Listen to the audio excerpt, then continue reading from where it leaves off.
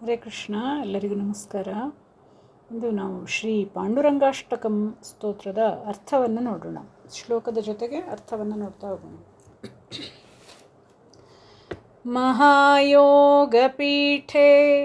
ತಟೆ ಭೀಮರಥ್ಯಾ ವರಂ ಪುಂಡರೀಕಾಯ ದಾತುಂ ಮುನೀಂದ್ರೈಃ ಸಮಾಗತ್ಯ ತಿಷ್ಠन्तಮಾನಂದಕಂದಂ ಪರಬ್ರಹ್ಮಲಿಂಗಂ ಭಜೆ ಪಾಂಡುರಂಗಂ. ಪರಬ್ರಹ್ಮಲಿಂಗಂ ಭಜೆ ಪಾಂಡುರಂಗಂ. ಶ್ರೀ ಪಾಂಡುರಂಗಾಷ್ಟಕ ಅನ್ನುವ ಸ್ತೋತ್ರ ನಿಮಗೆ ಸ್ತೋತ್ರ ಮಂಜರಿ ಯಾವುದಾದ್ರೂ ಸ್ತೋತ್ರದ ಪುಸ್ತಕದಲ್ಲಿ ಸಿಗ್ಬೋದು. ಇದರ ಅರ್ಥ ನೋಡೋಣ. 1ನೇ ಶ್ಲೋಕದ ಅರ್ಥ: ಭೀಮರತಿ ತೀರದಲ್ಲಿ, ಭೀಮಾ ನದಿಯ ತಟದಲ್ಲಿ, ಮಹಾಯೋಗ ಪೀಠದಲ್ಲಿ ಭಕ್ತಶ್ರೇಷ್ಠ ಪುಂಡರೀಕನಿಗೋಸ್ಕರನೇ ವರವನ್ನು ಕೊಡಲಿಕ್ಕೆ ಅಂಥೇಳಿ ಮುನಿಶ್ರೇಷ್ಠರೊಂದಿಗೆ ಬಂದು ನಿಂತಿರುವ ಆನಂದದಿಂದ ಕೂಡಿದಂತಹ ಪರಬ್ರಹ್ಮಸ್ವರೂಪಿ ಪಾಂಡುರಂಗನನ್ನು ನಾನು ಭಜಿಸ್ತೇನೆ, ನಾನು ನಮಸ್ಕಾರ ಮಾಡ್ತೇನೆ, ನಾನು ಪೂಜಿಸ್ತೇನೆ ಅನ್ನುವ ಅರ್ಥ ಬರುತ್ತೆ. 2ನೇ ಶ್ಲೋಕ: ತಡಿದ್ವಾಸಸಂ ನೀಲಮೇಘಾವಭಾಸಂ ರಮಾಮಂದಿರಂ ಸುಂದರಂ ಚಿತ್ಪ್ರಕಾಶಂ ವರಂ ತ್ವಿಷ್ಟಿಕಾಯಾಂ ಸಮನ್ಯಸ್ತಪಾದಂ ಪರಬ್ರಹ್ಮಲಿಂಗಂ ಭಜೆ ಪಾಂಡುರಂಗಂ. ಪರಬ್ರಹ್ಮಲಿಂಗಂ ಭಜೆ ಪಾಂಡುರಂಗಂ. ಇಲ್ಲಿ ತ್ವಿಷ್ಟಕಾಯಾಮನು ಇದೆ, ತ್ವಿಷ್ಟಿಕಾಯಾಮ್ ಅಂತಲೂ ಹೇಳ್ಬೋದು. ವಿದ್ಯುಲ್ಲತೆಯಂತೆ ಹೊಳೆಯುವ ಅವನು ಹೇಗಿದ್ದಾನೆ ಅಂದರೆ, ಪೀತಾಂಬರವನ್ನು ಧರಿಸಿದಂತಹ ಶರೀರದ ನೀಲವರ್ಣದ ಕಾಂತಿಯು ಲಕ್ಷ್ಮಿಗೆ ಆಶ್ರಯಸ್ಥಾನವಾದ ಸುಂದರನಾದ ಚಿತ್ಸ್ವರೂಪನಾದ, ಭಕ್ತರಿಗೆ ವರಗಳನ್ನು ಈಯಲು ಶ್ರೇಷ್ಠ ರೂಪವನ್ನು ಧರಿಸಿ ಆ ಇಟ್ಟಿಗೆಯ ಮೇಲೆ ಸಮವಾಗಿ ಪಾದಗಳನ್ನಿರಿಸಿದ ಪರಬ್ರಹ್ಮಸ್ವರೂಪಿ ಪಾಂಡುರಂಗನನ್ನು ನಾನು ಭಜಿಸ್ತೇನೆ ಎನ್ನುವ ಅರ್ಥವನ್ನು, ಅವನ ಸುಂದರ ರೂಪದ ವರ್ಣನೆ ಹಾಗೆ ಅವನ ಪಾದದ ವರ್ಣನೆ ಈ ಶ್ಲೋಕದಲ್ಲಿ ಹೇಳಿದೆ. 3ನೇ ಶ್ಲೋಕ: ಪ್ರಮಾಣಂ ಭವಾಬ್ಧೇರಿದಂ ಮಾಮಕಾನಾಂ ನಿತಂಬಃ ಕರಾಭ್ಯಾಂ ಧೃತೋ ಯೇನ ತಸ್ಮಾತ್ ವಿಧಾತುರುವಸತ್ಯೈ ಧೃತೋ ನಾಭಿಕೋಶಃ ಪರಬ್ರಹ್ಮಲಿಂಗಂ ಭಜೆ ಪಾಂಡುರಂಗಂ. ಪರಬ್ರಹ್ಮಲಿಂಗಂ ಭಜೆ ಪಾಂಡುರಂಗಂ. ಇಲ್ಲಿ ನಿತಂಬ ರರಾಭ್ಯಾಮ್ ಅಂತಲೂ ಇದೆ, ಧೃತೋ ಏನ ಸತ್ಮಾತ್ ಅಂತಲೂ ಇದೆ. ಕೆಲವರಲ್ಲಿ ಅದು ತಸ್ಮಾತ್ ಅಂತ ಬರ್ಕೊಂಡ್ರೆ ಕರಾಭ್ಯಾಮ್, ನಿತಂಬ ಕರಾಭ್ಯಾಮ್ ಧೃತೋ ಏನ ತಸ್ಮಾತ್ ಅಂತ ಬರ್ಕೊಂಡ್ರೆ ನಿಮಗೆ ಅದು ಸುಲಭ ಆಗುತ್ತೆ ಹೇಳಲಿಕ್ಕೆ, ಮತ್ತು ಸರಿಯಾಗನು ಬರುತ್ತೆ, ಅರ್ಥವನ್ನು ಕೊಡುತ್ತೆ ಅಂತ. ಇಲ್ಲಿ ಅರ್ಥ ಏನು ಬರುತ್ತೆ ಅಂದರೆ, ಪ್ರಮಾಣಂ ಭವಾಬ್ಧೇರಿದಂ, ನನಗೆ ಶರಣು ಬಂದವರಿಗೆ ಪ್ರಪಂಚದ ಪ್ರಮಾಣವು ಇಷ್ಟೇ, ಪ್ರಪಂಚ ಅನ್ನೋದು ಇಷ್ಟೇ ಅನ್ನೋದನ್ನು ನನಗೆ ಯಾರು ಶರಣು ಬರ್ತಾರೋ ಅವರಿಗೆ ನಾನು ತೋರಲು, ಯಾರು ಸೊಂಟದ ಮೇಲೆ ಕೈ ಇಟ್ಟಿರುವನೋ, ಸೊಂಟದ ಮೇಲೆ ಕೈ ಇಟ್ಕೊಂಡು ನಿಂತ್ಕೊಂಡಿದ್ದಾನೋ, ಬ್ರಹ್ಮನ ವಸತಿ ಸ್ಥಾನವನ್ನು ತನ್ನ ನಾಭಿಯಲ್ಲಿರಿಸಿದ, ಬ್ರಹ್ಮನನ್ನು ಸೃಷ್ಟಿ ಮಾಡಿದ, ನಾಭಿಯಲ್ಲಿ ಸೃಷ್ಟಿ ಮಾಡಿದ ಆನಂದಮಯ ಪರಬ್ರಹ್ಮರೂಪಿ ಪಾಂಡುರಂಗನನ್ನು ನಾನು ಭಜಿಸ್ತೇನೆ ಎನ್ನುವ ಅರ್ಥವನ್ನು ಕೊಡುತ್ತೆ. 4ನೇ ಶ್ಲೋಕ: ಸ್ಫುರತ್ ಕೌಸ್ತುಭಾಲಂ ಕೃತಂ ಕಂಠದೇಶೇ ಶ್ರಿಯಾಜುಷ್ಟತ್ಕೇಯೂರಕಂ ಶ್ರೀನಿವಾಸಂ ಶಿವಂ ಶಾಂತಮೀಡ್ಯಂ ವರಂ ಲೋಕಪಾಲಂ ಪರಬ್ರಹ್ಮಲಿಂಗಂ ಭಜೆ ಪಾಂಡುರಂಗಂ. ಪರಬ್ರಹ್ಮಲಿಂಗಂ ಭಜೆ ಪಾಂಡುರಂಗಂ. ಹೇಗೆ ರೂಪ ಇದೆ ಅಂತ ಈ ಶ್ಲೋಕದ ಅರ್ಥ: ಕೊರಳಲ್ಲಿ ಕೌಸ್ತುಭಮಣಿ ಧರಿಸಿ ಶೋಭಿಸುತ್ತಿರುವ ಲಕ್ಷ್ಮೀ ಸಹಿತನಾದ ಕೇಯೂರಕ ಬಾಹುಪುರಿಯನ್ನು ಧರಿಸಿದ ಶ್ರೀನಿವಾಸನನ್ನು, ಮಂಗಲಮಯ ಸ್ವರೂಪನನ್ನು, ಶಾಂತನನ್ನು, ಭಕ್ತರಿಂದ ಸ್ತುತಿಸಲ್ಪಡುವ ಶ್ರೇಷ್ಠನನ್ನು, ಸಂರಕ್ಷಕನನ್ನು, ವರಂ ಲೋಕಪಾಲಂ ಲೋಕ ಸಂರಕ್ಷಕನನ್ನು, ಪರಬ್ರಹ್ಮರೂಪಿಯನ್ನು, ಪಾಂಡುರಂಗನನ್ನು ನಾನು ಭಜಿಸ್ತೇನೆ ಅನ್ನುವ ಅರ್ಥವನ್ನು, ಸುಂದರವಾದ ಅರ್ಥವನ್ನು ಕೊಡುತ್ತೆ. ಹಾಗೆ 5ನೇ ಶ್ಲೋಕ, ಶರಶ್ಚಂದ್ರಬಿಂಬಾನನಂ ಚಾರುಹಾಸಂ ಲಸತ್ಕುಂಡಲಾಕ್ರಾಂತ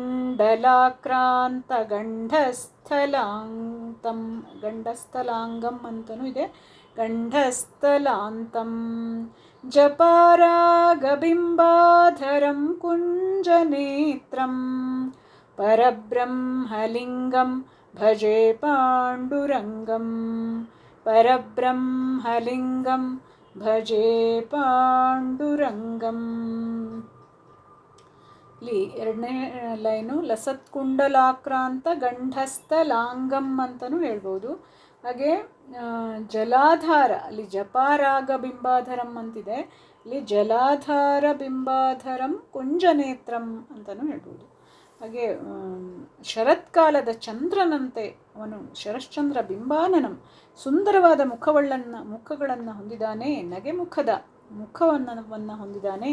ಹಾಗೆ ನಗೆಮುಖದ ಕುಂಡಲಗಳ ಪ್ರಭೆಯ ಗಲ್ಲದ ಮೇಲೆ ವ್ಯಾಪಕವಾಗಿರುವ ಕೆಂಪು ತುಟಿಗಳನ್ನು ಹೊಂದಿದ್ದಾನೆ. ಸೂರ್ಯದೇವನು ನೇತ್ರನಾಗಿದ್ದಾನೆ ಅವನಿಗೆ. ಅಂತಹ ಪರಬ್ರಹ್ಮರೂಪಿ ಪಾಂಡುರಂಗನನ್ನು ನಾನು ಭಜಿಸ್ತೇನೆ. ಅಂತಹ ಶರತ್ಕಾಲದ ಚಂದ್ರನಂತೆ ಅವನು ಹಾಗೆ ಕಂಗೊಳಿಸ್ತಾ ಇದ್ದಾನೆ, ಮತ್ತು ನಗುಮುಖದವನಾಗಿದ್ದಾನೆ. ಅವನ ಮುಖವನ್ನು ನೋಡಿ ನಗುಮುಖ ಕಾಣ್ತಾ ಇದೆ. ಹಾಗೆ ಪ್ರಭೆಯುಳ್ಳ ಕುಂಡಲಗಳನ್ನು ಧರಿಸಿದ್ದಾನೆ. ಅವನು ಅಷ್ಟು ಸೂರ್ಯನನ್ನು ನೇತ್ರದಲ್ಲಿ ಧರಿಸಿದ್ದಾನೆ. ಅಂತಹ ಪಾಂಡುರಂಗನನ್ನು ನಾನು ಭಜಿಸ್ತೇನೆ ಅಂತ ಈ ಶ್ಲೋಕದ ಅರ್ಥ ಬರುತ್ತೆ. ಕಿರೀಟೋಜ್ವಲಂ ಸರ್ವದಿಗ್ಭ್ರಾಂತಭಾಗಂ ಸುರೈರರ್ಚಿತಂ ದಿವ್ಯರತ್ನೈರನರ್ಘ್ಯೈಃ ತ್ರಿಭಂಗಾಕೃತಿಂ ಬರ್ಹಮಾಲ್ಯಾವತಂಸಂ ಪರಬ್ರಹ್ಮಲಿಂಗಂ ಭಜೆ ಪಾಂಡುರಂಗಂ ಪರಬ್ರಹ್ಮಲಿಂಗಂ ಭಜೆ ಪಾಂಡುರಂಗಂ. ಯಾರ? ಕಿರೀಟದ ಪ್ರಕಾಶ, ಕಿರೀಟೋಜ್ವಲಂ ಸರ್ವ ಅಲ್ಲಿ ಕಿರೀಟೋಜ್ವಲತ್ ಸರ್ವ, ಜ್ವಲತ್ ಅಂತ ಅರ್ಧ ಬರ್ಕೊಳ್ಬೋದು. ಕಿರೀಟೋಜ್ವಲತ್ ಸರ್ವ ದಿಗ್ಭ್ರಾಂತ ಭಾಗಂ ಸುರೈರರ್ಚಿತಂ ದಿವ್ಯೈಃ ರತ್ನ ಅನರ್ಘ್ಯೈಃ ದಿವ್ಯರತ್ನೈರನರ್ಘ್ಯೈಃ ತ್ರಿಭಂಗಾಕೃತಿಂ ಬರ್ಹಮಾಲ್ಯಾವತಂಸಂ ಪರಬ್ರಹ್ಮಲಿಂಗಂ ಭಜೆ ಪಾಂಡುರಂಗಂ. ಹಾಗೆ ಯಾರ ಕಿರೀಟದ ಪ್ರಕಾಶವು ಎಲ್ಲ ದಿಕ್ಕುಗಳಲ್ಲಿಯೂ ವ್ಯಾಪಿಸಿದೆಯೋ ಅಂತಹ ದೇವತೆಗಳಿಂದ, ಅಮೂಲ್ಯವಾದ ರತ್ನಗಳಿಂದ ಪೂಜಿಸಲ್ಪಡುವಂಥವನು, ರತ್ನಗಳಿಂದ ಪೂಜೆಗೊಳ್ಳುತ್ತಿರುವಂಥವನು, 3 ವಿಭಾಗದ ಆಕೃತಿಯನ್ನು ಹೊಂದಿದ್ದಾನೆ. ನವಿಲುಗರಿ, ಹೂಮಾಲೆ, ಆಭರಣಗಳಿಂದ ಅಲಂಕೃತನಾದ ಪರಬ್ರಹ್ಮರೂಪಿ ಪಾಂಡುರಂಗನನ್ನು ನಾನು ಭಜಿಸ್ತೇನೆ ಅಂತ ಹೇಳಿ ಆ ದಿವ್ಯ ಸ್ವರೂಪವನ್ನು ನಾವು ಸ್ಮರಿಸೋದು. ಹಾಗೆ 7ನೇ ಶ್ಲೋಕ, ವಿಭುಂ ವೇಣುನಾದಂ ಚರಂತಂ ದುರಂತಂ ಸ್ವಯಂ ಲೀಲಯ ಗೋಪವೇಷಂ ದಧಾನಂ ಗವಾಂ ವೃಂದಕಾನಂದದಂ ಚಾರುಹಾಸಂ ಪರಬ್ರಹ್ಮಲಿಂಗಂ ಭಜೆ ಪಾಂಡುರಂಗಂ ಪರಬ್ರಹ್ಮಲಿಂಗಂ ಭಜೆ ಪಾಂಡುರಂಗಂ. ಇಲ್ಲಿ 2ನೇ ಲೈನು ಸ್ವಯಂ ಲೀಲೆಯ ಅಂತ ಬರ್ಕೊಳ್ಳಿ, ಅದು ಸರಿಯಾಗುತ್ತೆ. ಸ್ವಯಾ ಲೀಲೆಯ ಅಂತಿದೆ ಅಲ್ಲಿ, ಸ್ವಯಂ ಲೀಲೆಯ ಗೋಪವೇಷಂ ದಧಾನಂ. ಹಾಗೆ ಈ ಸರ್ವವ್ಯಾಪಿ, ಕೊಳಲನ್ನುದುತ್ತಾ ತಿರುಗುವ, ಊಹೆಗೆ ನಿಲುಕದ ಅಂತವುಳ್ಳ ತನ್ನ ಲೀಲೆಯಿಂದ ಗೋಪವೇಷವನ್ನು ಧರಿಸಿರುವಂತಹ, ಗೋಗಳಿಗೆ ಆನಂದ, ಗೋಮಾತೆಗೆ ಆನಂದವನ್ನು ನೀಡುವಂತಹ ಮಂದಹಾಸವುಳ್ಳ ಪರಬ್ರಹ್ಮರೂಪಿ ಪಾಂಡುರಂಗನನ್ನು ನಾನು ಭಜಿಸ್ತೇನೆ ಅಂಥೇಳಿ ಶ್ಲೋಕದ ಅರ್ಥ ಬರುತ್ತೆ. ಹಾಗೆ 8ನೇ ಶ್ಲೋಕ, ಅಜಂ ರುಕ್ಮಿಣೀ ಪ್ರಾಣ ಸಂಜೀವನಂ ತಂ ಪರಂ ಧಾಮ ಕೈವಲ್ಯಮೇಕಂ ತುರೀಯಂ ಪ್ರಸನ್ನಂ, ಅಲ್ಲಿ ಪ್ರಪನ್ನಂ ಅಂತಲೂ ಇದೆ, ಪ್ರಸನ್ನಂ ಪ್ರಪನ್ನಾರ್ತಿಹರಂ ದೇವದೇವಂ ಪರಬ್ರಹ್ಮಲಿಂಗಂ ಭಜೆ ಪಾಂಡುರಂಗಂ ಪರಬ್ರಹ್ಮಲಿಂಗಂ ಭಜೆ ಪಾಂಡುರಂಗಂ. ಅಜಂ ರುಕ್ಮಿಣೀ ಪ್ರಾಣ ಸಂಜೀವನಂ ತಂ ಪರಂ ಧಾಮ ಕೈವಲ್ಯಮೇಕಂ ತುರೀಯಂ ಪ್ರಸನ್ನಂ, ಅದು ಪ್ರಸನ್ನಂ, ಪ್ರಪನ್ನಾರ್ತಿ ಹಂ ಅಂತಲೂ ಇದೆ, ಪ್ರಪನ್ನಾರ್ತಿ ಹರಂ ಅಂತ ಹೇಳಿದ್ರು ಆಗುತ್ತೆ. ದೇವದೇವಂ ಪರಬ್ರಹ್ಮಲಿಂಗಂ ಭಜೆ ಪಾಂಡುರಂಗಂ. ಜನ್ಮರಹಿತನವನು ಅಜಂ, ಜನ್ಮರಹಿತನು ರುಕ್ಮಿಣಿಯ ಪ್ರಾಣಕ್ಕೆ, ರುಕ್ಮಿಣಿ ಪ್ರಾಣ ಸಂಜೀವನ, ರುಕ್ಮಿಣಿಯ ಪ್ರಾಣಕ್ಕೆ ಸಂಜೀವಿನಿಯಾಗಿರುವಂಥವನು, ಅವನು ಶ್ರೇಷ್ಠ ಆಶ್ರಯಸ್ಥಾನವಾಗಿರುವಂಥವನು. ಹಾಗೆಯೇ ಮೋಕ್ಷರೂಪವನ್ನು, ಅದ್ವಿತೀಯನನ್ನು, ಆ ತುರಿಯಾವಸ್ಥೆಯಲ್ಲಿರುವವನನ್ನು, ತುರಿಯಾವಸ್ಥೆಯಲ್ಲಿ ಅವನು ಇರ್ತಾನೆ, ತುರಿಯಾವಸ್ಥೆಯನ್ನು ನಮಗೂ ಕೊಡ್ತಾನೆ ಅವನ ಸ್ಮರಣೆಯಿಂದ ಅಂತ. ಹಾಗೆ ಆನಂದಮಯನನ್ನು, ಶರಣು ಬಂದವರ ದುಃಖ ನಿವಾರಿಸುವವನನ್ನು, ದೇವಾದಿದೇವನನ್ನು, ಪರಬ್ರಹ್ಮ ರೂಪಿಯನ್ನು, ಪಾಂಡುರಂಗನನ್ನು ನಾನು ಭಜಿಸ್ತೇನೆ ಎನ್ನುವ ಅತ್ಯಂತ ಎಂಥ ಸುಂದರವಾದ ಅರ್ಥವನ್ನು ಕೊಡುತ್ತೆ. ಹಾಗಾಗಿ ಈ ಶ್ಲೋಕ ಅತ್ಯಂತ ಸೊಗಸಾಗಿದೆ. ಕೊನೆಯಲ್ಲಿ ಇದರ ಫಲದ ಒಂದು ಶ್ಲೋಕ.